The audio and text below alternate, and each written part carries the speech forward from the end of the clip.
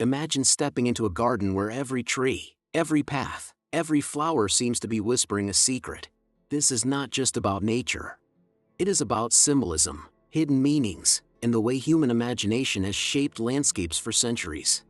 Welcome to the world of mystical gardens and symbolic landscapes, where art, mystery, and nature blend into one breathtaking experience.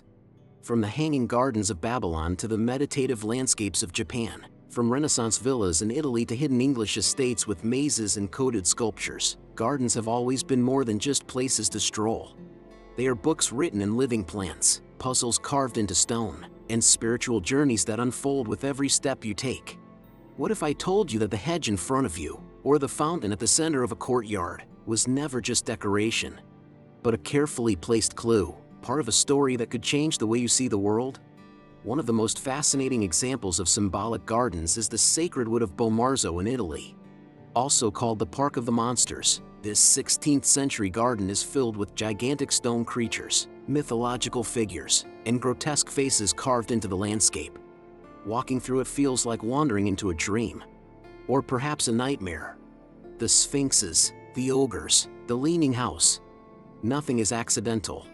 Each statue was meant to communicate something deeper, reflections on life, death, love, and chaos. Even today, scholars debate the true meaning of Bomarzo, but its power lies exactly in that mystery. It turns a walk in the woods into a riddle for the soul. But not all mystical gardens look monstrous. Some of them are almost invisible in their symbolism. Take, for example, the carefully crafted Zen gardens of Japan, like the famous Ryoan-ji in Kyoto. Here, 15 stones are arranged on a bed of white gravel, raked with perfect precision.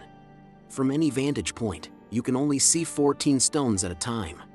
It's a quiet trick, a meditation on imperfection, on the idea that humans can never see the whole truth at once.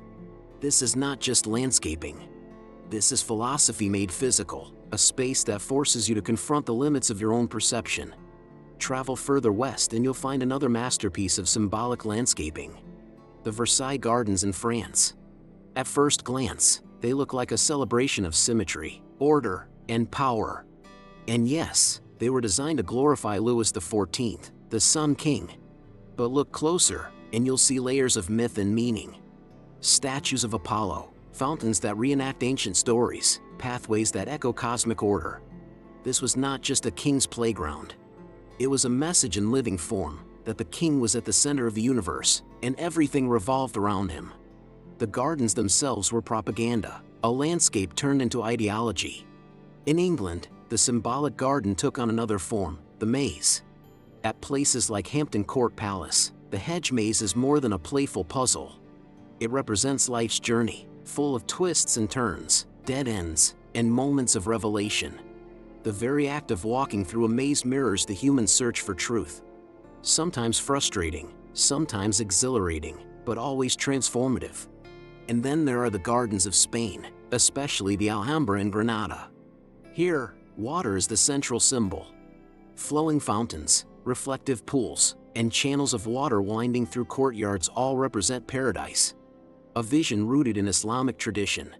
The sound of trickling water, the play of light on the surface, the way plants and tiles reflect each other. It's a sensory language, designed to evoke harmony and spiritual balance. Walking through the Alhambra's gardens, you are not just in a palace. You are in a metaphor for eternity. The magic of symbolic gardens is that they speak without words. You don't need to read a guidebook to feel the mystery of Bomarzo, or the serenity of a Zen garden, or the majesty of Versailles. The space itself tells you a story, if you are willing to listen. And the more you pay attention, the more hidden layers reveal themselves. Why is a tree planted here, and not there? Why is a pathway curved instead of straight? Why is a statue facing east and not west? These details are not random. They are deliberate choices, part of a secret code written by designers centuries ago. Some modern parks and landscapes also play with symbolism. For example, in Barcelona's Parc Güell, designed by Antoni Gaudí, the playful shapes and colorful mosaics are filled with hidden meanings. Gaudí drew inspiration from nature, mythology, and religion, creating a space where every bench and staircase seems alive with symbolism.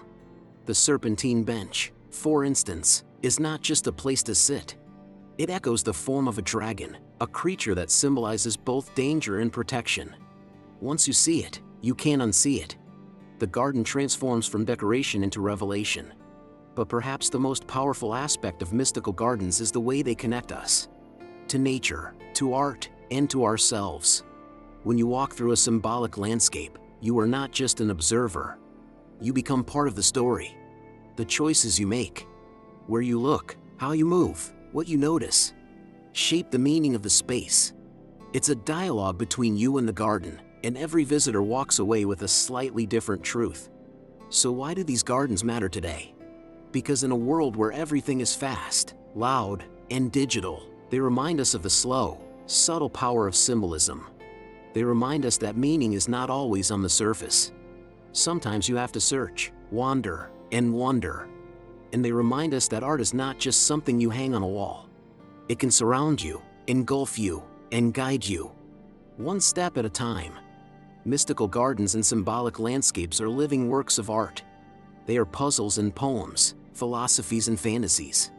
And most of all, they are invitations to step out of the ordinary and into a world where every flower, every fountain, every stone has a secret to share.